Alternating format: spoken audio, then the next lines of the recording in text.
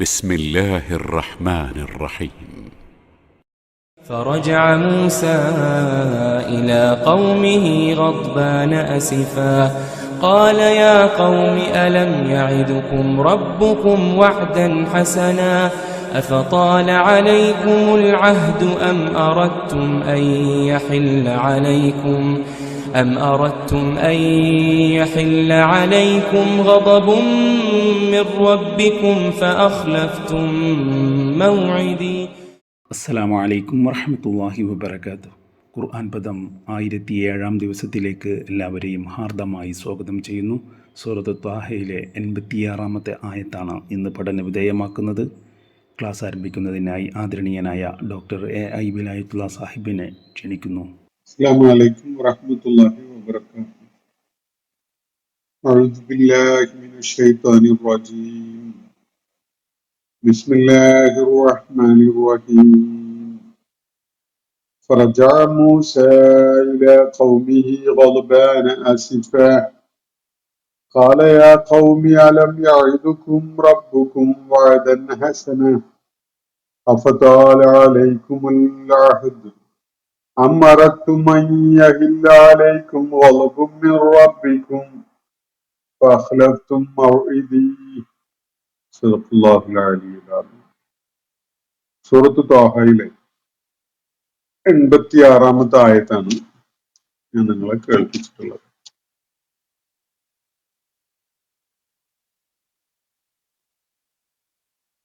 മൂസ അലൈഹിസ്സലാം തൂർ പർവ്വതത്തിന്റെ വലതുഭാഗത്ത് അള്ളാഹുവിനെ സന്ധിക്കുവാനുള്ള ആ മൗഇദ് അനുസരിച്ച് അള്ളാഹു നിശ്ചയിച്ചു കൊടുത്ത സമയവും സ്ഥലവും പാലിച്ചുകൊണ്ട് എത്തിയതായിരുന്നു. ബനൂ ഇസ്രായേൽ സമൂഹത്തെ ചെങ്കടൽ കടന്ന് സിനായ് മരുഭൂമിയിലെത്തിയ മൂസ അലൈഹി ഇസ്ലാമിനോടും ഹാറൂൻ അലൈഹി ഇസ്ലാമിനോടും ഒപ്പം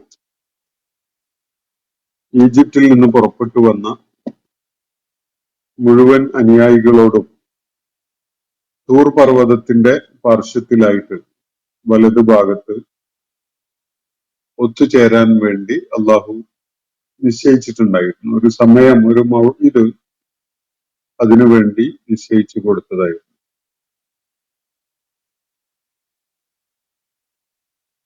ഈ ഒരു മൗഇദ് പാലിക്കുന്നതിന് വേണ്ടി മൂസ അലൈഹിസ്സലാം തന്റെ അനുയായികളെയും കൂട്ടി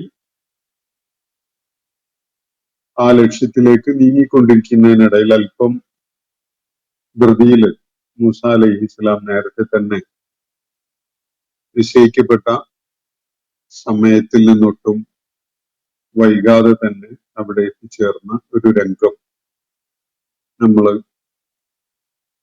വിവരിക്കപ്പെട്ടതായിട്ട് കഴിഞ്ഞ ദിവസം ഈ ആയത്തുകളിൽ, ഇതിന്റെ തൊട്ടു മുമ്പുള്ള ആയത്തുകളിൽ കാണുകയുണ്ടായി. അള്ളാഹു മൂസ അലൈഹി ഇസ്ലാമിനോട് ആ ഘട്ടത്തിൽ ചോദിച്ചത്, നിന്റെ ജനതയെ പുറകിലാക്കിക്കൊണ്ട് ധൃതിയിൽ ഇങ്ങോട്ട് നിന്നെ എത്തിച്ച കാര്യം എന്താണ് എന്നതായിരുന്നു. മൂസ അലൈഹി ഇസ്ലാം ധൃതിയിൽ തന്നെയാണ് ആ നിശ്ചയിക്കപ്പെട്ട സ്ഥലത്തേക്ക് എത്തിച്ചേരുകയുണ്ടായത്. ബാക്കിയുള്ളവര് തന്റെ കൂടെ എത്തിച്ചേരുന്നതിന് മുമ്പായിട്ട് തന്നെ മൂസ അലൈഹിസ്സലാം അവിടെ എത്തിച്ചേരുകയുണ്ടായി. ആ സന്ദർഭത്തിൽ അള്ളാഹു അദ്ദേഹത്തോട് കാര്യമൊന്ന് തിരക്കി എന്നേ ഉള്ളൂ. മൂസ അലൈഹിസ്സലാം അള്ളാഹുവുമായുള്ള കൂടിക്കാഴ്ചക്ക് വളരെയേറെ ആവേശത്തോടു കൂടി എത്തിയിരിക്കുകയാണ്. അദ്ദേഹം പറഞ്ഞത്, ബനൂ ഇസ്രായേൽ സമൂഹം, എന്റെ ജനത എന്റെ കൂടെ എന്നെ വിശ്വസിച്ചുകൊണ്ട് ചെങ്കടൽ കടന്ന് സിനായ് മരുഭൂമിയിലെത്തിയിട്ടുള്ള ആ സമൂഹം മുഴുവനായിട്ടും തന്നെ എന്റെ തൊട്ട് പുറകിലായിട്ടുണ്ട്. ഞാനൊരൽപ്പം ധൃതിയിൽ വന്നത് അള്ളാഹുവെ നിന്റെ തൃപ്തി ലഭിക്കുന്നതിന് വേണ്ടി, ഞാനിവിടെ എത്തിച്ചേരുന്നതിന് വൈകിപ്പോയി, നിശ്ചയിച്ച സമയത്ത് എത്തിയില്ല എന്നൊരു ആക്ഷേപം വരാത്ത വിധത്തിൽ നിന്റെ തൃപ്തി നേടുന്നതിന് വേണ്ടിയാണ് എന്നാണ് മൂസ അലൈഹി ഇസ്ലാം പറയുകയുണ്ടായത്. എന്നാൽ അള്ളാഹു മൂസ അലൈഹി ഇസ്ലാമിനെ അറിയിക്കുന്ന ഒരു കാര്യം, അദ്ദേഹത്തിന്റെ പുറകിലായി അദ്ദേഹം ഒരല്പം വേഗത്തിൽ ഇങ്ങ് പോന്ന ആ ഘട്ടത്തിലായിട്ട് അദ്ദേഹത്തിന്റെ സമൂഹം അള്ളാഹുവിന്റെ ഒരു പരീക്ഷണത്തിന് വിധേയരായി. ആ പരീക്ഷണത്തിൽ അവര് വലിയ പരാജയം ഏറ്റുവാങ്ങുകയും ചെയ്തു എന്നതാണ്. ഒരു വരുന്ന വഴിക്ക് ഒരു ക്ഷേത്രത്തില് വിഗ്രഹാരാധനയും അത് സംബന്ധമായി അതുമായി ബന്ധപ്പെട്ട ഉത്സവമൊക്കെ നടക്കുന്നത് കാണാനിടയായപ്പോ അതുപോലെയൊക്കെയുള്ള ആ പ്രദേശത്തുകാരുടേതൊക്കെ പോലെയുള്ള ഒരു ദൈവം, കൺകാണെ ഉള്ള ദൈവം അവർക്ക് പൂജിക്കാനായിട്ട് വേണം എന്ന് അവര് അങ്ങനെ ഒരു അഭിപ്രായം പ്രകടിപ്പിക്കുകയും പിന്നെ മൂസ അലൈഹി ഇസ്ലാമിന്റെ അസാന്നിധ്യത്തിൽ സാമിരി കൂട്ടത്തിലൊരാൾ, സമരിയാക്കാരൻ എന്ന് വേണമെങ്കിൽ പറയാം, ഒരു പ്രദേശം അല്ലെങ്കിൽ ഒരു കുടുംബമൊക്കെ ആയിട്ട് അറിയപ്പെടുന്ന ഈ ഒരു പേരിൽ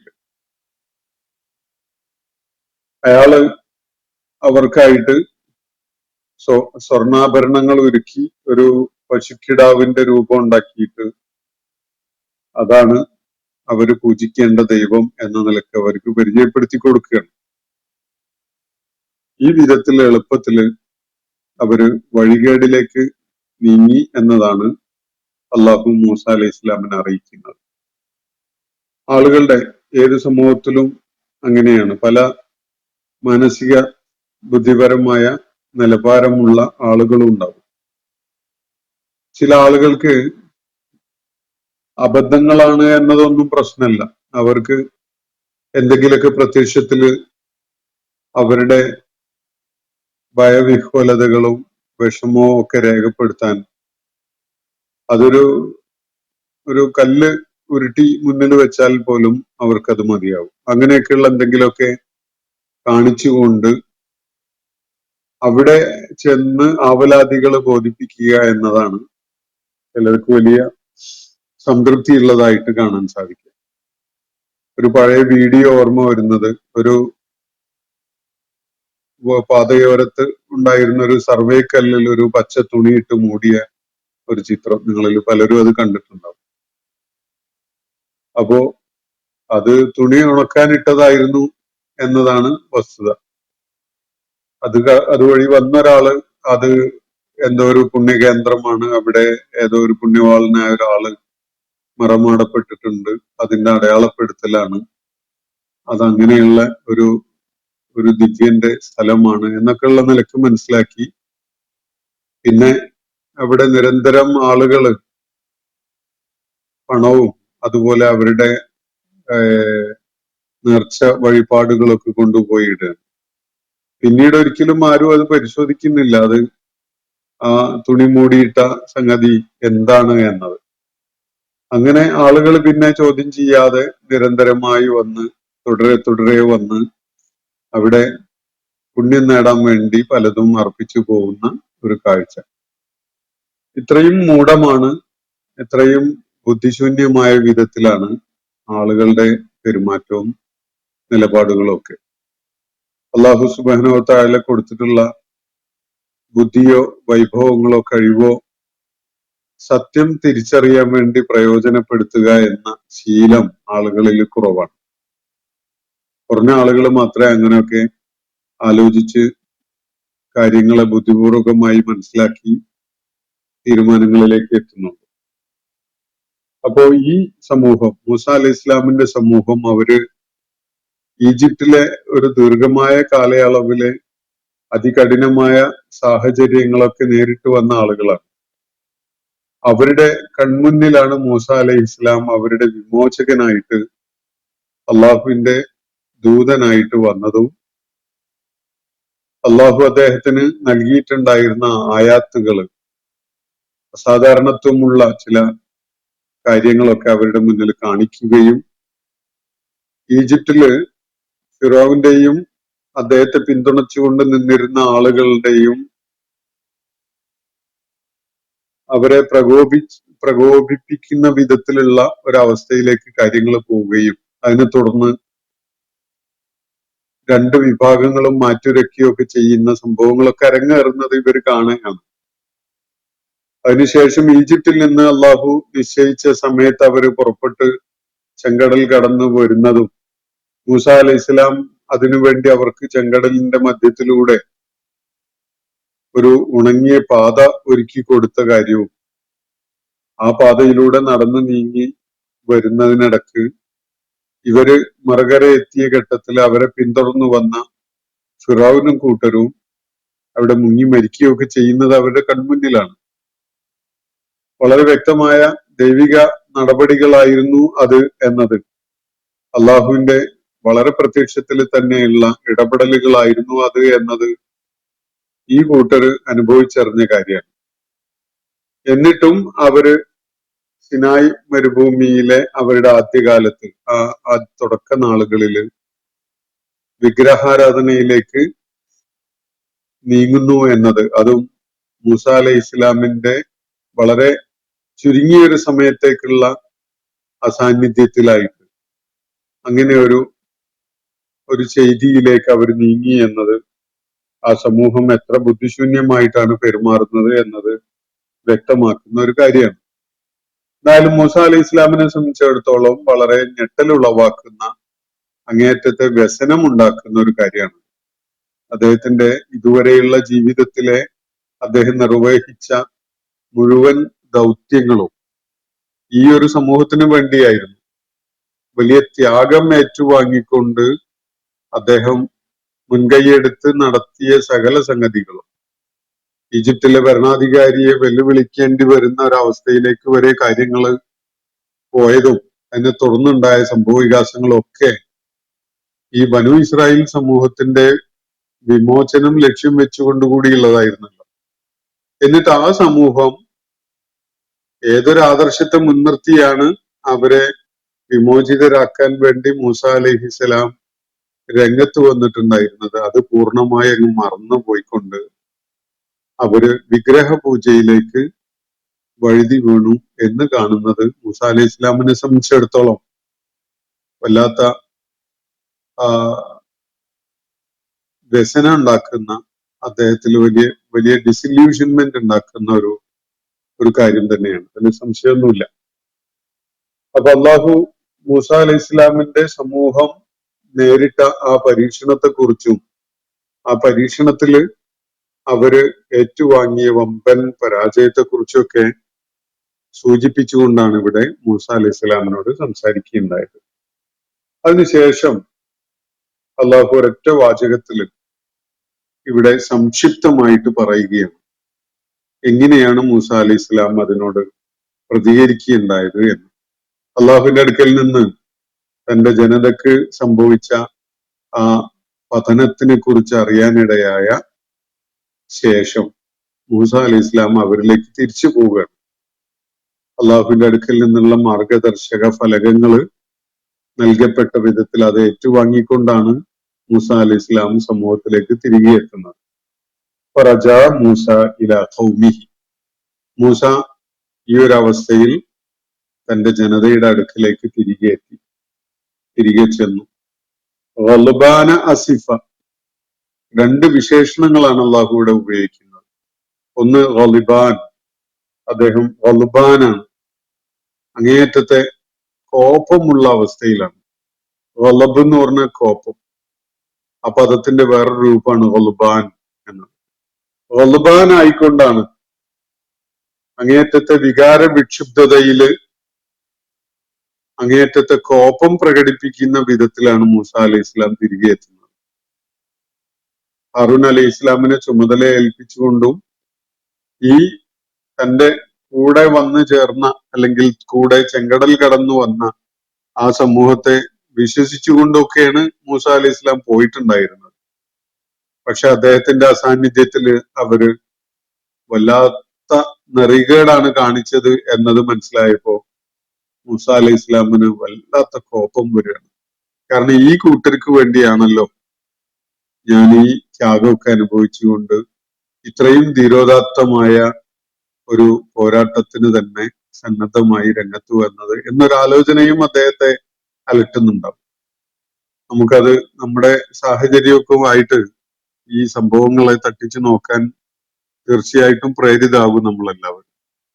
നമ്മുടെ സമൂഹം, ഇസ്ലാമിക സമൂഹം, ഇസ്ലാമിക ആദർശങ്ങളുടെ പേരിൽ നിലകൊള്ളേണ്ട ഒരു സമൂഹമാണ്. പക്ഷെ എല്ലാ മേഖലകളിലും വളരെ നിരാശയുണ്ടാക്കുന്ന, ഞെട്ടലുണ്ടാക്കുന്ന, അല്ലെങ്കിൽ നമ്മളെ വല്ലാതെ വിഷമിപ്പിക്കുന്ന കാഴ്ചകളാണ് പലപ്പോഴും കാണാൻ കഴിയും. എന്താണ് ഒരാളെ അള്ളാഹുവിന് വഴിപ്പെട്ട ഒരാളും അല്ലാത്ത ആളുമാക്കി വേർതിരിക്കുന്ന ഘടകം എന്ന കാര്യം പോലും വിസ്മരിച്ചുകൊണ്ടാണ് പലപ്പോഴും മുസ്ലിം സമൂഹത്തിലെ സാധാരണ വ്യക്തികളും പലപ്പോഴും അവരെ നയിച്ചുകൊണ്ടിരിക്കുന്ന ആളുകളും ഒക്കെ പെരുമാറുന്നത് നമുക്ക് കാണാൻ സാധിക്കും. അപ്പൊ മൂസ അലൈഹി ഇസ്ലാമിനെ സംബന്ധിച്ചിടത്തോളം ഇത് വല്ലാത്ത കോപമാണ് അദ്ദേഹത്തിൽ ഉണ്ടാക്കിയത്. അദ്ദേഹത്തിന്റെ ജനത വളരെ ചുരുങ്ങിയ ഒരു സമയത്തിനുള്ളിൽ തന്നെ ഈ വിധത്തില് വലിയ പതനത്തിലേക്ക് ഉപ്പുകുത്തി എന്നത്. രണ്ടാമത് മൂസ അലൈഹി ഇസ്ലാമിനെ വിശേഷിപ്പിക്കാനോട് ഉപയോഗിച്ചിരിക്കുന്ന വാക്ക് അസിഫ എന്നാണ്. അസിഫ എന്ന് പറഞ്ഞാൽ ദുഃഖിതൻ, നിരാശ ബാധിച്ചവൻ, അല്ലെങ്കിൽ വ്യസനമുള്ളവൻ. അപ്പൊ അങ്ങേയറ്റത്തെ വ്യസനത്തോടും കോപത്തോടും കൂടിയാണ് മൂസ അലൈഹി ഇസ്ലാം തന്റെ ആളുകളുടെ അടുക്കിലേക്ക് തിരികെ എത്തുന്നത്. പ്രവാചകന്മാര് അവരെ ചുമതലപ്പെടുത്തിയ ഏകദൈവ വിശ്വാസത്തിന്റെ ആദർശം മുൻനിർത്തിക്കൊണ്ടുള്ള ദൗത്യം നിർവഹിക്കുന്ന ഘട്ടത്തില് സ്വന്തം അനുയായികൾ തന്നെ ആ ആദർശത്തെ കളങ്കപ്പെടുത്തുന്ന വിധത്തിലുള്ള പ്രവർത്തനങ്ങൾ ചെയ്യുന്നു എന്ന് കാണുമ്പോൾ അത് അവരിൽ ഉണ്ടാക്കുന്ന ക്രോധവും വിഷമവും സങ്കടവും ദുഃഖവും ഒക്കെ എത്രത്തോളമാണ് എന്നത് മനസ്സിലാക്കാൻ നമുക്ക് സഹായകമാവുന്ന ഒരു വിവരണമാണത്. ഈ ആയത്തുകൾ മക്കയിലെ ആളുകൾക്കും ഒരു ചിത്രം വരച്ച് കാണിക്കുന്നുണ്ട്. മക്കയിലെ ആളുകളെ സംബന്ധിച്ചിടത്തോളം മുഹമ്മദ് നബി സല്ലല്ലാഹു അലൈഹി വസല്ലം അവര് അനുഭവിച്ചിരുന്ന സകലവിധ അന്ധകാരങ്ങളിൽ നിന്നും അവരെ വിമോചിപ്പിക്കുന്നതിന് വേണ്ടി വന്ന പ്രവാചകനാണ്. അവരകപ്പെട്ടിരുന്ന സകലവിധ അന്ധവിശ്വാസങ്ങളുടെയും ദുരാചാരങ്ങളുടെയും വഴിവിട്ട ജീവിത രീതികളുടെയൊക്കെ ആ കൂരിരുട്ടിൽ നിന്ന് അവരെ വിമോചിതരാക്കാൻ വേണ്ടിയാണ് മുഹമ്മദ് നബി സല്ലല്ലാഹു അലൈഹി വസല്ലം പ്രയത്നിച്ചുകൊണ്ടിരിക്കുന്നത്. പക്ഷെ അതിന്റെ വില കാണാൻ കഴിയാത്ത ആ സമൂഹം വളരെയേറെ നിരാശയും വിഷമവും ഉണ്ടാക്കുന്ന വിധത്തിലാണ് അദ്ദേഹത്തോട് പെരുമാറുകയുണ്ടായത് എന്നത് മൂസ അലൈഹി ഇസ്ലാമിന്റെ അനുഭവങ്ങളെ ഇവിടെ വിവരിക്കുന്ന ഈ വാക്കുകൾ കേൾക്കുമ്പോൾ തന്നെ മക്കയിലെ ആളുകൾക്ക് സ്വന്തം അവസ്ഥയെ മനസ്സിലാക്കാൻ, തിരിച്ചറിയാനൊക്കെ സഹായിക്കും. അപ്പൊ ഫറജ മൂസ ഇലാ ഖൗമിഹി ഗളബാന അസിഫ, അങ്ങേയറ്റത്തെ ക്രോധവും വ്യസനവും ഒക്കെയുള്ള വിധത്തിൽ മൂസ അലൈഹി ഇസ്ലാം തന്റെ ജനതയുടെ അടുക്കിലേക്ക് തിരികെ എത്തി. കാല, എന്നിട്ട് ആ മനോവിഷമത്തിന്റെ കാഠിന്യം അനുഭവിച്ചുകൊണ്ട് മൂസ അലൈഹി ഇസ്ലാം അവരോട് ചോദിക്കുകയാണ്, യാ ഖൗം, എന്റെ കൂട്ടരെ, എന്റെ ആളുകളെ, എന്റെ നാട്ടുകാരെ, അല്ലെങ്കിൽ എന്റെ സ്വന്തം ആളുകളെ, അലം യഇദുക്കും റബ്ബുക്കും വഅദൻ ഹസന, നിങ്ങളുടെ റബ്ബ് ഏറ്റവും ഉത്കൃഷ്ടമായ വാഗ്ദാനങ്ങൾ നിങ്ങൾക്ക് നൽകിയിട്ടുണ്ടായിരുന്നില്ലേ? നിങ്ങളൊന്ന് ഓർത്തു നോക്കൂ, നിങ്ങളിപ്പോ എന്തൊരു വലിയ ധിക്കാരമാണ് കാണിച്ചിരിക്കുന്നത്. യഥാർത്ഥത്തിൽ നിങ്ങളുടെ റബ്ബ്, ബനൂ ഇസ്രായേലിന്റെ റബ്ബ് നിങ്ങൾക്ക് എത്ര സുന്ദരമായ വാഗ്ദാനങ്ങളാണ് നൽകിയിട്ടുണ്ടായിരുന്നത്. ആ വാഗ്ദാനങ്ങളില് ഒട്ടുമിക്കതും അവൻ നിങ്ങൾക്ക് പാലിച്ച് പുലർത്തി തരികയും ചെയ്തിട്ടില്ലേ? ഒന്ന് ആലോചിച്ച് നോക്കൂ. നിങ്ങളുടെ വിമോചകരായിട്ട് അവൻ എന്നെയും ഹാറൂനെയും നിങ്ങളിലേക്ക് അയച്ചു. നിങ്ങളുടെ ശത്രുവായ ഫിറഔനെ പൊതുസമൂഹത്തിന്റെ മുന്നിൽ വെച്ച് എന്നെ മുട്ടുകുത്തിച്ചു. അങ്ങനെ ബനൂ ഇസ്രായേൽ സമൂഹത്തിന് ഈജിപ്തിൽ നിന്ന് പുറപ്പെട്ടു പോകാനുള്ള സാഹചര്യം ഒരുക്കി കൊടുത്തു. ശത്രുവും സൈന്യങ്ങളും പിന്തുടർന്നു വന്നപ്പോ അവരെ അവരിൽ നിന്ന് രക്ഷപ്പെടാൻ വേണ്ടി ചെങ്കടൽ പിളർത്തി നല്ല പാതയൊരുക്കി കൊടുത്തു. അവരെ പിന്തുടർന്നു വന്ന ശത്രുവിനെയും കൂട്ടരെയും അവൻ കടലിൽ മുങ്ങി മരിക്കാൻ ഇടയാക്കി.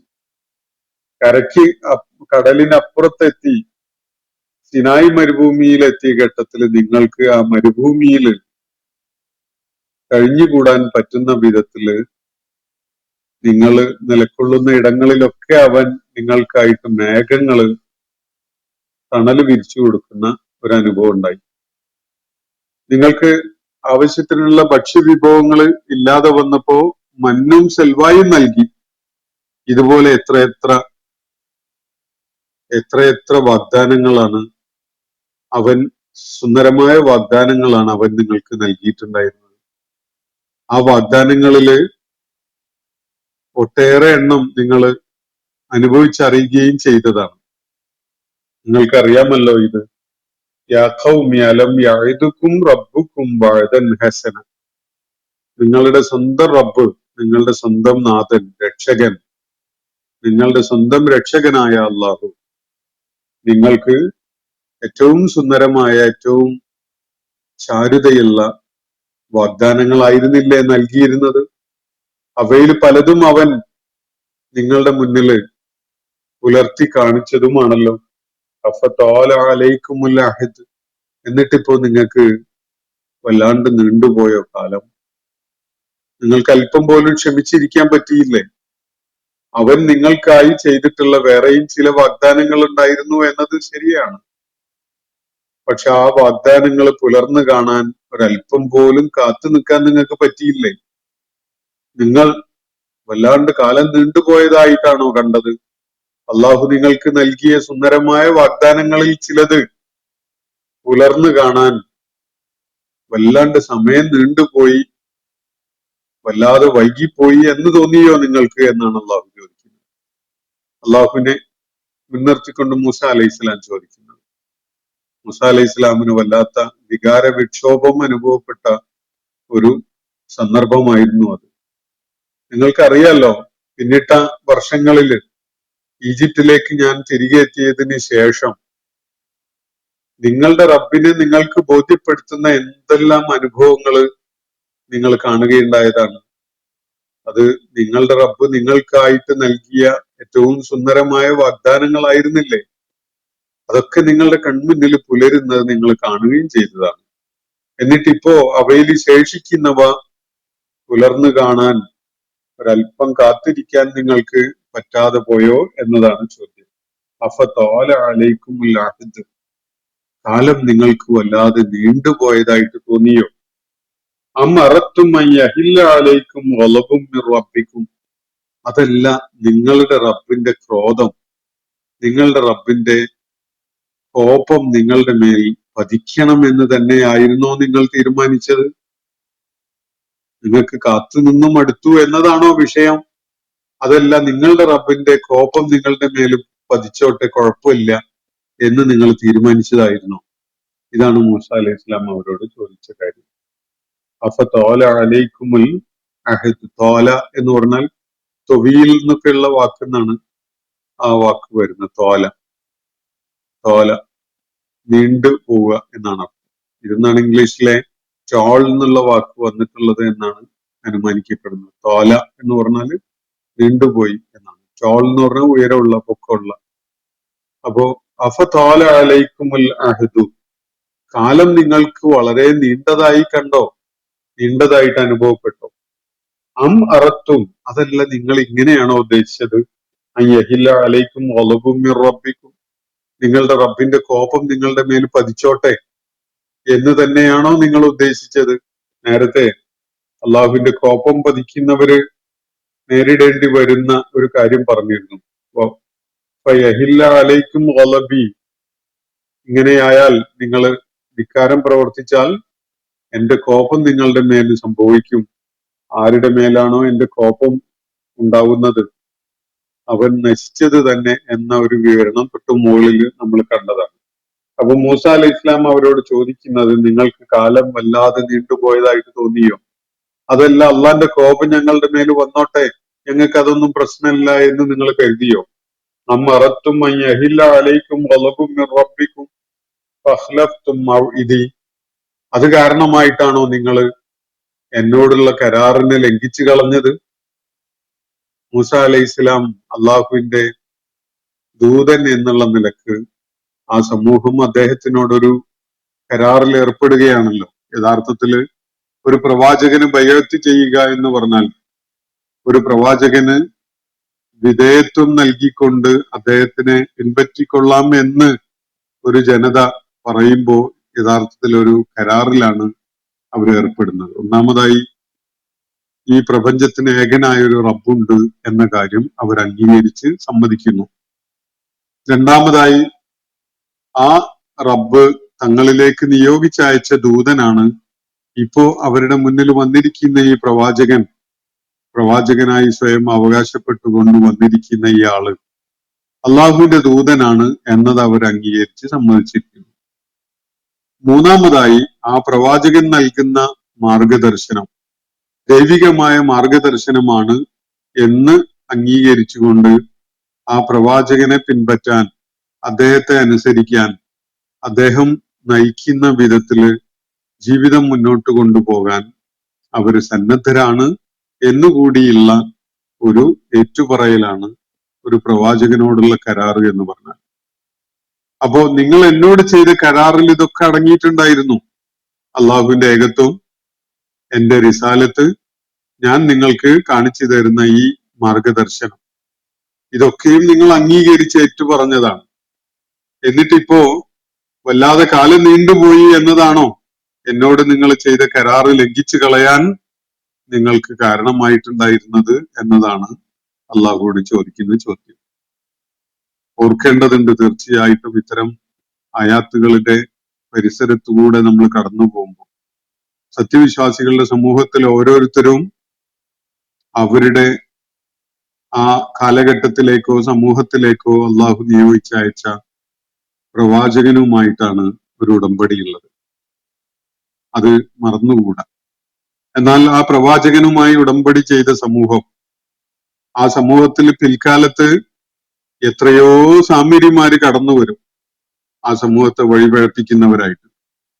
നിങ്ങൾ ആർക്കാണ് ബൈഅത്ത് ചെയ്തിട്ടുള്ളത്, ആരോടാണ് മൗഇദ് ചെയ്തിട്ടുള്ളത്, അത് നിരന്തരം നമ്മൾ ഓർത്തുകൊണ്ടിരിക്കേണ്ടതുണ്ട്. അങ്ങനെയല്ല ഇങ്ങനെ എന്ന് പറഞ്ഞുകൊണ്ട് സമൂഹത്തെ വഴിപഴപ്പിക്കുന്ന സാമീര്യന്മാര് പ്രവാചകന്മാരുടെ സമൂഹങ്ങളിൽ ധാരാളം വരും.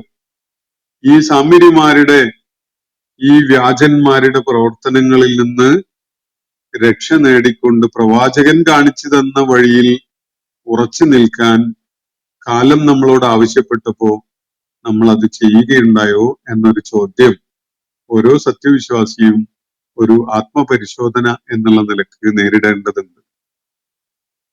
സാമീര്യന്മാര് ഇസ്ലാമിക സമൂഹത്തിന് വെളിയിലല്ല ഉണ്ടാവുക, ഇസ്ലാമിക സമൂഹത്തിനകത്ത് തന്നെയാണ്. ഓരോരുത്തരും നോക്കേണ്ടതുണ്ട്. എന്റെ കാലഘട്ടത്തില് പ്രവാചക ദൗത്യത്തിൽ നിന്ന്, പ്രവാചകന്മാരുടെ ആ മാർഗത്തിൽ നിന്ന് എന്നെ പിഴപ്പിച്ചു കളയുന്ന സാമ്യരി ആരാണ് എന്നത് പരിശോധിക്കേണ്ടതുണ്ട്. അത് പരിശോധിക്കാതെ താടിയുടെ നീളവും തലപ്പാവിന്റെ വലിപ്പവും ഒക്കെ കണ്ടുകൊണ്ട് അതാണ് അള്ളാഹുവിന്റെ ദീൻ, അള്ളാഹുവിന്റെ റസൂല് പഠിപ്പിച്ച ദീൻ എന്ന് അങ്ങ് മനസ്സിലാക്കിയിട്ട് ആ മാർഗം പിൻപറ്റുക എന്നതാണ് നമ്മളെ ഏൽപ്പിച്ച കാര്യമെങ്കിൽ പ്രവാചകനോട് നാം ചെയ്ത ഉടമ്പടി എന്താണ്, അതെവിടെ പോയി എന്നതാണ് നമ്മൾ പരിശോധിക്കേണ്ടി വരും. അപ്പൊ ഇവിടെ മൂസ അലൈഹിസ്സലാം അങ്ങേയറ്റത്തെ അധീനതനായിക്കൊണ്ട് അവരോട് ചോദിക്കുന്ന ചോദ്യം, നിങ്ങൾ കാലം വളരെ നീണ്ടുപോയോ നിങ്ങളുടെ കാര്യത്തിൽ അള്ളാഹുവിന്റെ വാഗ്ദാനം പുലർന്നു കാണാൻ? ചില വാഗ്ദാനങ്ങളൊക്കെ ബാക്കിയുണ്ട്. അള്ളാഹു നേരത്തെ അവരോട് അറിയിച്ചിട്ടുള്ള കാര്യം തന്നെ തൂർ പർവ്വതത്തിന്റെ വലതുഭാഗത്തായി ഒത്തുചേരാനാണ്. 40 ദിവസത്തെ വ്രതാനുഷ്ഠാനവും അതുപോലെ ഭക്തിപൂർവമായ ആരാധനാ കർമ്മങ്ങളിൽ ഏർപ്പെട്ടുകൊണ്ടുള്ള ആ കാത്തിരിപ്പും അവർ ചെയ്ത് സ്വയം പരിശീലനത്തിന് വിധേയമായിക്കൊണ്ട് അവരവിടെ കഴിഞ്ഞുകൂടിയാൽ അതിന്റെ ഒടുക്കത്തിലായിട്ട് അവർക്കുള്ള മാർഗദർശക തത്വങ്ങള് രേഖപ്പെടുത്തിയ ശിലാഫലകങ്ങൾ അവർക്ക് അള്ളാഹു നൽകും എന്നതാണ് വാഗ്ദാനം. ആ വാഗ്ദാനം പുലർന്നു കാണുന്നതിന് നിങ്ങൾ കാത്തു നിൽക്കേണ്ടിയിരുന്ന ആ സമയം വല്ലാതെ നീണ്ടുപോയോ നിങ്ങൾ ഇത്രയും അക്ഷമരാവാൻ എന്നതാണ് ഇവിടെ ചോദ്യത്തിന്റെ ഒരു മർമ്മം. അപ്പോ ഇവർക്ക് മാർഗദർശനം നൽകുന്നതിന് വേണ്ടിയാണ് അവരെ തൂർ പർവ്വതത്തിന്റെ പരിസരത്തേക്ക് വിളിച്ചു വരുത്തിയിട്ടുള്ളത്. മൂസ അലൈഹി ഇസ്ലാമിന് അള്ളാഹു ഈ ആളുകളുടെ ഒക്കെ സാന്നിധ്യത്തിൽ അവരൊക്കെ അവിടെ ഒത്തുചേർന്ന അവസ്ഥയിൽ തന്നെ അവർക്കുള്ള മാർഗദർശകമായ കാര്യങ്ങൾ നൽകും എന്നതാണ് വാഗ്ദാനം. അപ്പോ ഇതൊക്കെ പുലർന്ന് അവരുടെ മുന്നില് സത്യമായി കാണുന്നതിന് അവര് ഒരുപാട് കാത്തിരുന്നു പോയോ എന്നതാണ് മൂസ അലൈഹി ഇസ്ലാം ചോദിക്കുന്നത്. അതല്ല, അള്ളാന്റെ കോപം വരികയാണെങ്കിൽ വന്നോട്ടെ, അത് ഞങ്ങളെ മേല് സംഭവിക്കുകയാണെങ്കിൽ സംഭവിക്കട്ടെ എന്നാണോ നിങ്ങൾ തീരുമാനിച്ചിരുന്നത്? അതുകൊണ്ടാണോ നിങ്ങൾ എന്നോട് ചെയ്ത കരാറിനെ ഇങ്ങനെ നിസ്സാരമായ വിധത്തിൽ ലംഘിച്ചു കളഞ്ഞത്? അള്ളാഹുവിന്റെ പ്രവാചകൻ എന്നുള്ള നിലക്ക്, ബനൂ ഇസ്രായേൽ സമൂഹത്തിലേക്ക് നിയോഗിക്കപ്പെട്ട ദൈവിക ദൂതൻ എന്ന നിലക്ക് ആ സമൂഹം മൂസ അലൈഹി ഇസ്ലാമിന്റെ പിന്നിൽ അണിനിരന്നുകൊണ്ട് ചരിത്രത്തിൽ തന്നെ വിസ്മയകരമായ അത്ഭുതങ്ങൾ സംഭവിക്കുന്ന വിധത്തിലാണ് ഈജിപ്തിൽ നിന്ന് പുറപ്പെട്ടു പോയിട്ടുള്ളത്. എന്നിട്ട് ഇപ്പോൾ നിങ്ങൾ അള്ളാഹുവിനെ മുൻനിർത്തിക്കൊണ്ട് എന്നോട് ചെയ്ത കരാറിനെ ഈ വിധത്തിൽ നിസ്സാരമായി ലംഘിച്ചു കളഞ്ഞത് ദൈവകോപം ഞങ്ങളുടെ മേലുണ്ടായിക്കോട്ടെ എന്ന വളരെ നിസ്സംഗതയോട് കൂടിയുള്ള നിലപാടുകാരനായിട്ടാണോ? അതല്ല, നിങ്ങൾ കാത്തു നിന്നത് ഒരുപാട് നീണ്ടുപോയി എന്ന ആ മടുപ്പുണ്ടാക്കിയ സംഗതി കാരണമായിട്ടാണോ എന്നൊക്കെയാണ് മൂസ അലൈഹി ഇസ്ലാം അവരോട് ചോദിക്കുന്നത്. ഈ ആയത്തിന്റെ അവസാനത്തിൽ പറഞ്ഞ ഫഅഖ്ലഫ്തു മൗഇദി എന്നത് വേറൊരു വായനക്കും സാധ്യതയുള്ളതാണ്. അള്ളാഹു പ്രവാചകന്മാരുമായിട്ട് ഉടമ്പടിയുണ്ട്. പ്രവാചകന്മാർക്ക് അള്ളാഹുവുമായിട്ടും ഉടമ്പടികളുണ്ട്. അപ്പൊ ഈ ഉടമ്പടികൾ പാലിക്കേണ്ടത് ആ പ്രവാചകനും ആ പ്രവാചകന്റെ അനുയായികളുമാണ്. പ്രവാചകൻ അള്ളാഹുവുമായി ചെയ്തിട്ടുള്ള ഉടമ്പടികൾ സ്വാഭാവികമായിട്ടും ആ പ്രവാചകന്റെ അനുയായികൾക്ക് ബൈൻഡിങ് ആണ്, അവരും അത് പാലിക്കേണ്ടതുണ്ട്. അപ്പോ ആ ഉടമ്പടിയെ നിങ്ങൾ ലംഘിച്ചു കളഞ്ഞതിന്റെ കാരണം എന്താണ് എന്നാണ് മൂസ അലൈഹി ഇസ്ലാം ചോദിക്കുന്നത് എന്ന വിധത്തിലും അതിനെ വായിക്കാവുന്നതാണ്. മൂസ അലൈഹി ഇസ്ലാം അള്ളാഹുവിന്റെ പ്രവാചകൻ എന്നുള്ള നിലക്ക് അള്ളാഹുവുമായി ചെയ്ത ഉടമ്പടി, ആ ഉടമ്പടി പാലിക്കാൻ ബനൂ ഇസ്രായേൽ ബാധ്യസ്ഥരായിരുന്നു. പക്ഷെ നിങ്ങളിപ്പോ അത് ലംഘിച്ചിരിക്കുകയാണ്, അള്ളാഹുവിന്റെ കോപം ഞങ്ങളുടെ മേലങ്ങ് പതിച്ചോട്ടെ എന്ന വിധത്തിലാണോ? അതോ കാത്തു നിന്ന് നിങ്ങൾ വല്ലാണ്ട് കാലം നീണ്ടുപോയതായിട്ട് അനുഭവപ്പെട്ട് മുഷിപ്പ് അനുഭവപ്പെട്ടുകൊണ്ടാണോ? എന്താണ് സംഭവിച്ചത് എന്നാണ് മൂസ അലൈഹി ഇസ്ലാം അവരോട് ചോദിക്കുന്നത്. മൂസ അലൈഹി ഇസ്ലാമിനെ സംബന്ധിച്ചിടത്തോളം ആ ഒരു സന്ദർഭം എന്ന് പറയുന്നത് അദ്ദേഹത്തിന്റെ ദീർഘമായ പ്രബോധന ദൗത്യത്തിന്റെ ആ നിർവഹണത്തിന്റെ ആ കാലം, അതുവരെ അദ്ദേഹം ചെയ്ത സംഗതികളെ നിഷ്ഫലമാക്കി കളയുന്ന, പാഴാക്കി കളയുന്ന ഒരു സംഗതിയായിട്ടാണ്. വെറുതെ ആയി പോയല്ലോ ഞാൻ ഇത്രയും കാലം പണിയെടുത്തത് എന്ന് തോന്നിപ്പിക്കുന്ന ഒരു അനുഭവമാണ് അദ്ദേഹത്തിന് ആ ഘട്ടത്തിൽ നേരിടേണ്ടി വരുന്നത്. അദ്ദേഹം വളരെയേറെ വികാര വിക്ഷുബ്ധനാകുന്നതും അങ്ങേയറ്റത്തെ ദുഃഖത്തിലാകുന്നതും ഒക്കെ ഈ കാരണത്താലാണ്. മക്കയിലെ ഖുറൈശി സമൂഹം നബി സല്ലല്ലാഹു അലൈഹി വസല്ലമയോട് കാണിച്ചുകൊണ്ടിരിക്കുന്ന ആ ക്രൂരതകളും അക്രമങ്ങളും ഒക്കെ തന്നെ ഏതൊരു ജനതയ്ക്ക് വേണ്ടിയാണോ അദ്ദേഹം, ഏതൊരു സമൂഹത്തിന്റെ വിമോചനത്തിന് വേണ്ടിയാണോ അദ്ദേഹം പണിയെടുത്തുകൊണ്ടിരിക്കുന്നത്, അവരിൽ നിന്ന് ഇത്തരം തിരിച്ചടികൾ ഉണ്ടാകുന്നു എന്നത് മൂസ അലൈഹി ഇസ്ലാമിന് അനുഭവപ്പെട്ട ആ മനോവിഷമത്തിനോട് വളരെയേറെ സമാനമായ മനോവിഷമം തന്നെയാണ് എന്നൊരു കാര്യം ഈ ആയത്തിന്റെ സന്ദേശമായിട്ട് മക്കയിലെ ആളുകൾക്ക് മനസ്സിലാക്കാൻ സാധിക്കും. ഇന്നത്തെ സെഷൻ ഞാനിവിടെ അവസാനിപ്പിക്കുകയാണ്. സൂറത്ത് ത്വാഹയിലെ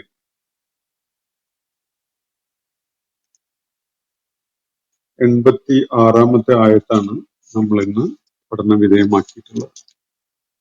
ചില ചോദ്യങ്ങൾ ഇവിടെ വന്നതുണ്ടായിരുന്നു. 1-2 മിനിറ്റ് കൊണ്ട് ഞാനത് അതിനോട് പ്രതികരിച്ചുകൊണ്ട് മുന്നോട്ട് പോകാം. ഇത് പീസ് പ്രൊഫൈലിൽ നിന്ന് വന്ന ചോദ്യങ്ങളാണ്. അള്ളാഹു അറിയാതെ അവന്റെ അനുവാദം കൂടാതെ ലോകത്ത് ഒന്നും നടക്കുന്നില്ല. അങ്ങനെയെങ്കിൽ പുറത്തു കൊടുക്കുന്നതിന് എന്താണ് സാങ്കത്യം എന്നതാണ്. അള്ളാഹു അറിയാതെയും അള്ളാഹുവിന്റെ അനുവാദം കൂടാതെയും ലോകത്തൊന്നും നടക്കുന്നില്ല എന്നത് ശരിയാണ്. ആളുകള് അള്ളാഹുവിന്റെ അറിവും അനുവാദവും ഒക്കെ ഉള്ള അവസ്ഥയിൽ തന്നെ ഓരോ വ്യക്തിക്കും ഇസ്ലാമിക വീക്ഷണത്തിൽ ഖുർആൻ പഠിപ്പിക്കുന്ന കാര്യങ്ങളുടെ ആശയങ്ങളുടെ അടിസ്ഥാനത്തിൽ ഓരോ വ്യക്തിക്കും സ്വന്തം ഇച്ഛയനുസരിച്ച് ചില കാര്യങ്ങൾ നിർവഹിക്കാനുള്ള സ്വാതന്ത്ര്യമുണ്ട്. മനുഷ്യർക്ക് ആ ഒരു പ്രകൃതത്തോടു കൂടിയാണ് അള്ളാഹു മനുഷ്യരെ സൃഷ്ടിച്ചിട്ടുള്ളത്. ചില കാര്യങ്ങളിൽ മനുഷ്യർക്ക് ഒരു ചോയ്സും ഇല്ല. ഇപ്പൊ എന്റെ ശരീരത്തിന്റെ ഓരോ സംവിധാനവും എങ്ങനെ പ്രവർത്തിക്കണം എന്നത് തീരുമാനിക്കുന്നത് ഞാനല്ല. അത് ദൈവികമായ ഒരു ആസൂത്രണത്തിന്റെ ഫലമായിട്ട് നടന്നുകൊണ്ടിരിക്കുന്ന ഒരു കാര്യമാണ്.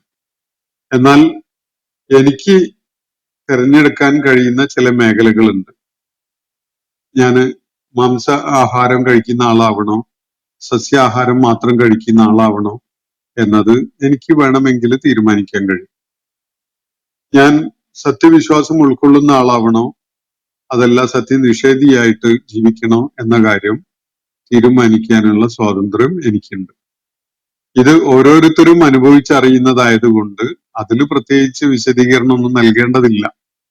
കാരണം ഓരോരുത്തർക്കും അറിയാം. അത് സ്വന്തത്തോട് തന്നെ ചോദിച്ചാൽ മതി. എനിക്ക് വേണമെങ്കിൽ ഇങ്ങനെ ചെയ്യാൻ പറ്റില്ലേ, എന്നിട്ട് ഞാൻ അങ്ങനെ ചെയ്യാതെ മറിച്ച് ചെയ്യുന്നുണ്ടല്ലോ, അപ്പൊ എനിക്ക് അതിനുള്ള ഒരു സ്വാതന്ത്ര്യം ഉണ്ടല്ലോ എന്നാണ്. ഈ സ്വാതന്ത്ര്യമുള്ള ഈ ഒരു സ്പേസിൽ മാത്രമാണ് മനുഷ്യന് വിചാരണയും അതുപോലെ ശിക്ഷയും അതുപോലെ പ്രതിഫലവും ഒക്കെ ഉള്ളത്. അല്ലാതെ മനുഷ്യന് ഇച്ഛയും സ്വാതന്ത്ര്യവും ഇല്ലാത്ത സ്പേസിലല്ല. ഇപ്പൊ ഭൂമുഖത്ത് ഞാൻ ജനിച്ചു എന്ന കാര്യത്തില്, ഞാൻ ഭൂമിയിൽ ജനിച്ചു എന്നതിന്റെ പേരിൽ എനിക്ക് ശിക്ഷയും ഇല്ല, എനിക്ക് പ്രതിഫലവും ഇല്ല. കാരണം അത് എന്റെ ഇച്ഛ അനുസരിച്ച് നടന്ന കാര്യമല്ല. ഞാൻ മരിച്ചു എന്നതിന്റെ പേരിൽ എനിക്ക് പ്രതിഫലവും ഇല്ല, ശിക്ഷയില്ല. കാരണം അതും എന്റെ തീരുമാനപ്രകാരമല്ല. എന്നാൽ എന്റെ തീരുമാനപ്രകാരം എന്റെ ചോയ്സ് കാരണമായിട്ട് നടന്ന ഒരുപാട് കാര്യങ്ങളുണ്ട്. ഞാൻ സത്യം പറഞ്ഞു എങ്കിൽ എനിക്കതിന് പ്രതിഫലമുണ്ട്. ഞാൻ കള്ളം പറഞ്ഞു എങ്കിൽ എനിക്കതിന് ശിക്ഷയുണ്ട്. കാരണം അക്കാര്യത്തിൽ എനിക്കൊരു സ്വതന്ത്രമായ തെരഞ്ഞെടുപ്പ് സാധ്യമായിരുന്നു എന്നതാണ്. ഈ ഒരു യാഡ് സ്റ്റിക്ക് വെച്ചുകൊണ്ട് ഈ പീസ് പ്രൊഫൈലുകാരന് സ്വന്തം കാര്യം ഒന്ന് വിലയിരുത്തി നോക്കാം. അപ്പോ അദ്ദേഹത്തിന് മനസ്സിലാവും അള്ളാഹു അറിഞ്ഞുകൊണ്ട് തന്നെ ഞാനൊരു കാര്യം ചെയ്യുമ്പോൾ എനിക്ക് അതിൽ ഉത്തരവാദിത്വം ഉണ്ടോ ഇല്ലേ എന്നത്. അപ്പൊ തീർച്ചയായിട്ടും നിങ്ങളുടെ മനസാക്ഷി വിചാരണ ചെയ്യുന്ന വിഷയങ്ങളിൽ മാത്രമാണ് അള്ളാഹു നിങ്ങളെ വിചാരണ ചെയ്യാൻ പോകുന്നത്. നിങ്ങളുടെ മനസാക്ഷിയുടെ മുന്നിൽ നിങ്ങൾ വിചാരണ ചെയ്യപ്പെടാത്ത ഒരു വിഷയത്തിലും നിങ്ങൾ അള്ളാഹുവിന്റെ മുന്നിൽ വിചാരണ ചെയ്യപ്പെടാൻ പോകുന്നില്ല. പിന്നെ അള്ളാഹു എല്ലാം അറിയുന്നു എന്നതാണ് പ്രശ്നമെങ്കിൽ അത് അള്ളാഹുവിന്റെ ദിവ്യത്വത്തിന്റെ ഭാഗമാണത്. അള്ളാഹുവിനെ അറിയണം എല്ലാം എന്നത്. അപ്പോഴേ അള്ളാഹു ആകുന്നുള്ളൂ. അള്ളാഹു ദൈവമാവുന്നത് എല്ലാം അറിയുന്നവനാകുന്നത് കൊണ്ടാണ്. അവന്റെ അനുമതി ഇല്ലാതെ ഒന്നും സംഭവിക്കുന്നില്ല എന്ന കാര്യത്തിലും ഇതേ കാര്യമാണ്. അള്ളാഹുവിന്റെ അനുമതി വേണം അള്ളാഹുവിനെ ധിക്കരിക്കാൻ പോലും. അപ്പോഴേ കാര്യങ്ങൾ അള്ളാഹിന്റെ നിയന്ത്രണത്തിൽ നിൽക്കുകയുള്ളൂ. അത് അള്ളാഹു ദൈവമാണ് എന്നതുകൊണ്ടാണ്. അല്ലെങ്കിൽ അള്ളാഹു ദൈവമാവുകയില്ല. അള്ളാഹു സ്വന്തം സൃഷ്ടി അവന്റെ നിയന്ത്രണത്തിൽ നിന്ന് പോകുന്നു എന്ന് പറയുന്നത്, അവരുടെ മേൽ ഒരു നിയന്ത്രണവും ഇല്ല എന്ന് പറയുന്നത് അവന്റെ പരാജയമാവുമല്ലോ. അങ്ങനെയല്ല. അള്ളാഹു നൽകിയ സ്വാതന്ത്ര്യം കാരണമായിട്ട് തന്നെയാണ് ഇവർക്ക് സ്വതന്ത്രമായിട്ട് പ്രവർത്തിക്കാൻ പറ്റുന്നത്. അവര് സ്വാതന്ത്ര്യം പ്രയോജനപ്പെടുത്തുന്നു എന്നതിന്റെ പേരിൽ അള്ളാഹു അവരുടെ മുന്നിൽ ദുർബലനാവുന്നില്ല. കാരണം അത് അള്ളാഹു നൽകിയ സ്വാതന്ത്ര്യം തന്നെയാണ്. എപ്പോ വേണമെങ്കിലും അവൻ ഇച്ഛിക്കുന്ന വിധത്തിൽ അതിനെ കൈകാര്യം ചെയ്യാൻ അവന് സാധിക്കുകയും ചെയ്യും. അത് അല്പം ശ്രദ്ധയോടുകൂടി ഡെലിക്കേറ്റ് ആയിട്ട് മനസ്സിലാക്കേണ്ട ഒരു വിഷയമാണ്. നിങ്ങൾ ഇനിയും അത് സംബന്ധമായിട്ട് മനനം ചെയ്യേണ്ടതുണ്ട്. പീസ് പ്രൊഫൈൽ എന്നുള്ള മറ്റൊരു ചോദ്യം, ഇത് മതത്തിൽ ആളെ ചേർക്കാനുള്ള ഒരു തന്ത്രം മാത്രമല്ലേ എന്നാണ്. ഇദ്ദേഹം ഒരുപാട് കാലമായിട്ട് ഇങ്ങനെയുള്ള ആരോപണങ്ങളായിട്ട് വരുന്നുണ്ട് അള്ളാഹുവിനെ കുറിച്ച്. നിങ്ങൾ എന്താണ് ഈ തന്ത്രമൊന്നും അല്ലാത്ത, വക്രത ഒന്നും അല്ലാത്ത, അങ്ങനെ തന്ത്രം കാണിച്ചുകൊണ്ട് ആളെ പാട്ടിലാക്കണവനല്ലാത്ത ഒരു പ്രവാചകനോ അല്ലെങ്കിൽ അങ്ങനെ ഒരു ജീവിത ദർശനമോ നിങ്ങളുടെ കയ്യിലുള്ളത് എന്താണ്? അത് പറയും. ഒരാളെ വിലയിരുത്തുന്നതിന് ഇപ്പൊ ഒരാള് നല്ല വേഷങ്ങളൊക്കെ അണിഞ്ഞ് നമ്മളുടെ മുന്നിൽ വരുമ്പോ രണ്ട് സാധ്യതയുണ്ടല്ലോ. ഒന്നുകിൽ അയാൾ ഒരു വ്യാജനാവണം, വ്യാജനല്ലെങ്കിൽ അയാൾ സത്യവാനാവുമല്ലോ. സത്യവാനാവുകയാണെങ്കിൽ തീർച്ചയായിട്ടും അയാൾ ഇങ്ങനെ തന്നെയല്ലേ വരേണ്ടത്. ഒരു വ്യാജൻ നമ്മുടെ മുന്നിൽ വരുന്നത് വ്യാജനായിട്ടല്ലല്ലോ വരിക. അയാള് സത്യവാനാണ് എന്ന് തോന്നിപ്പിക്കുന്ന വേഷമൊക്കെ അണിഞ്ഞുകൊണ്ടാണല്ലോ വരേണ്ടത്. അപ്പൊ അത് നിങ്ങൾ വിലയിരുത്ത്. സത്യവാന് സത്യവാനായിട്ടല്ലേ വരാൻ പറ്റുള്ളൂ. ഇപ്പൊ താടി ഒരു ലക്ഷണാണെങ്കിൽ നമുക്ക് താടി നല്ലൊരു കാര്യമായിട്ട് കണ്ടുകൊണ്ട് ആളുകളെ വഞ്ചിക്കാൻ ഉദ്ദേശിച്ചുകൊണ്ട് താടിയൊക്കെ വെച്ച് വേഷം കെട്ടി വരുന്ന ഒരു കാഴ്ചയും ഉണ്ടാകും. അപ്പൊ കള്ളത്താടികളെയും ശരിക്കുള്ള താടികളെയും തിരിച്ചറിയുക എന്നുള്ളത്, അതിനാണല്ലോ മനുഷ്യന് ബുദ്ധിയും കഴിവൊക്കെ നൽകപ്പെട്ടിരിക്കുന്നത്.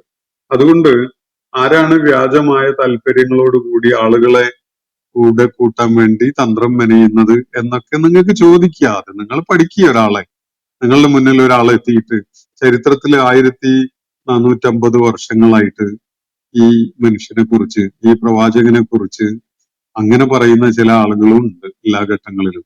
പക്ഷെ മഹാഭൂരിപക്ഷം ജനങ്ങൾക്കും ബോധ്യമുള്ള കാര്യം അദ്ദേഹം സത്യം പ്രതിനിധാനം ചെയ്തുകൊണ്ട് വന്ന ദൈവദൂതനാണ് എന്നതാണ്.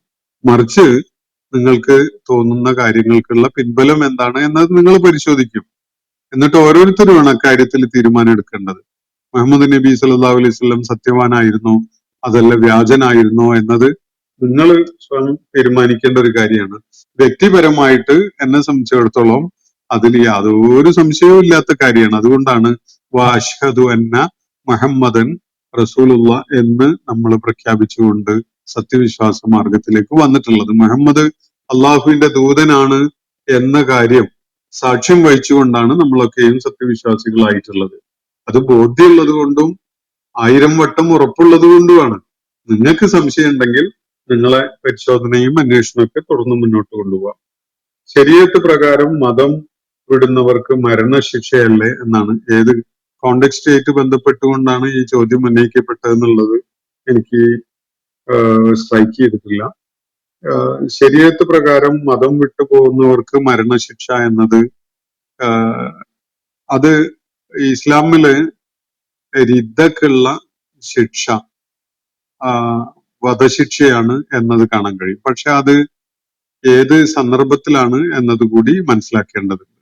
അതൊരു ഒരു ഒരു രാഷ്ട്രീയമായ നടപടിയാണ് എന്നതാണ് അത് പരിശോധിക്കുമ്പോൾ കാണാൻ കഴിയും. ഒരാൾ സ്വകാര്യമായിട്ട് അയാളുടെ വിശ്വാസം കൈവെടിഞ്ഞ് അയാളുടേതായ രീതിയിൽ അങ്ങനെ പോകുന്നുവെങ്കിൽ അതിന് ഇസ്ലാമിക സമൂഹം നടപടിയെടുക്കില്ല. മറിച്ച് അയാള് ഇസ്ലാമിക രാഷ്ട്രത്തിനെതിരിൽ ചതി ചെയ്യുന്ന, ഇസ്ലാമിക രാഷ്ട്രത്തോട് തുറന്ന പോരിനൊരുങ്ങുന്ന ഒരു ഒരു ഒരു വഞ്ചകനായിട്ടാണ് പ്രവർത്തിക്കുന്നതെങ്കിൽ, അങ്ങനെ പ്രവർത്തിക്കുന്ന ഒരിക്കലും തന്നെ സത്യവിശ്വാസമുള്ള ഒരാൾ ചെയ്യൂല. അപ്പൊ ആരെങ്കിലും അങ്ങനെ ചെയ്യുന്നുണ്ടെങ്കിൽ അതിന്റെ അർത്ഥം അയാള് ഇസ്ലാമിക വിശ്വാസം ഉപേക്ഷിച്ച് മതപരിത്യാഗിയായി രാജ്യത്തിന് തന്നെ വലിയ വെല്ലുവിളിയായിക്കൊണ്ടാണ് ജീവിക്കുന്നത് എന്നാണ്. അങ്ങനെയുള്ള ഘട്ടങ്ങളിൽ അയാൾക്കെതിരിൽ ഇസ്ലാമിക സമൂഹം നടപടിയെടുക്കും. അത് അയാൾക്കെതിരിൽ എന്നല്ല, ഏത് രാജ്യവും രാജ്യദ്രോഹത്തിന് നടപടിയെടുക്കും. കണ്ടിട്ടുണ്ടല്ലോ, എല്ലാ നാടുകളിലും വലിയൊരു വിഷയമായിട്ട് ചർച്ച ഉണ്ടാവുക രാജ്യദ്രോഹം എന്നതാണ്. അത് ഏത് നാട്ടിന്റെയും രാഷ്ട്രീയത്തിൽ വലിയ കോളിളക്കങ്ങൾ സൃഷ്ടിക്കുന്ന ഒരു കാര്യമാണ്. ഇസ്ലാമിക സമൂഹത്തിലും ഇസ്ലാമിക ആദർശം കൈവെടിഞ്ഞുകൊണ്ട് ഇസ്ലാമിക സമൂഹത്തിനെതിരിൽ പരസ്യമായ വെല്ലുവിളി നടത്തിക്കൊണ്ട് ആ ഇസ്ലാമിക സമൂഹത്തിനെതിരിൽ രംഗത്ത് വരുന്ന രാജ്യദ്രോഹികളെ തീർച്ചയായിട്ടും ഇസ്ലാമിക സമൂഹം അവർക്കെതിരിൽ നടപടിയെടുക്കും. അത് ഒരു പുതുമയുള്ള ഒരു കാര്യമൊന്നുമല്ല. പക്ഷെ വളരെ വളരെ വളരെ വിരളമായ സംഭവങ്ങളാണ് ചരിത്രത്തിൽ അങ്ങനെ കാണാൻ കഴിയുക. വിശ്വാസം ഉപേക്ഷിച്ച് സ്വന്തം വഴിക്ക് സ്വകാര്യമായിട്ട് അങ്ങ് ജീവിച്ചു പോകുന്ന ഒരാൾക്ക് എതിരിൽ ഇസ്ലാമിക സമൂഹം നടപടിയെടുക്കാറില്ല. അങ്ങനെ ഒരു ശിക്ഷ ഇസ്ലാം നടപ്പിലാക്കിയിട്ടുമില്ല. എന്നാൽ ഇസ്ലാമിക സമൂഹത്തിനെതിരിൽ ഭീഷണി ഉയർത്തുന്ന പരസ്യമായ നടപടികളിലേക്ക് പോകുന്ന രാജ്യദ്രോഹം ചെയ്യുന്ന ആളുകൾക്ക് തീർച്ചയായിട്ടും ഇസ്ലാം കടുത്ത ശിക്ഷ നൽകുകയും ചെയ്യും എന്നതാണ് വസ്തുത. അത് ഇസ്ലാമിക ഭരണകൂടം നിലനിൽക്കുന്ന ഇടങ്ങളിൽ മാത്രമാണ് നടപ്പിലാക്കപ്പെടുകയും ചെയ്യും. ഞാൻ അവസാനിപ്പിക്കുകയാണ്. വാഖിറു ദഅ്വാനാ അനിൽ ഹംദുലില്ലാഹി റബ്ബിൽ ആലമീൻ. അസ്സലാമു അലൈക്കും വറഹ്മത്തുള്ളാഹി വബറകാതുഹു. ഇന്നത്തെ ഖുർആൻ പദം ഇവിടെ സമാപിക്കുന്നു. ഖുർആൻ പദത്തിൽ പങ്കെടുത്ത എല്ലാവർക്കും അള്ളാഹു അർഹമായ പ്രതിഫലം നൽകി അനുഗ്രഹിക്കട്ടെ. വആഖിറു ദഅ്വാനാ അനിൽ ഹംദുലില്ലാഹി റബ്ബിൽ ആലമീൻ. അസ്സലാമു അലൈക്കും വറഹ്മത്തുള്ളാഹി വബറകാതുഹു.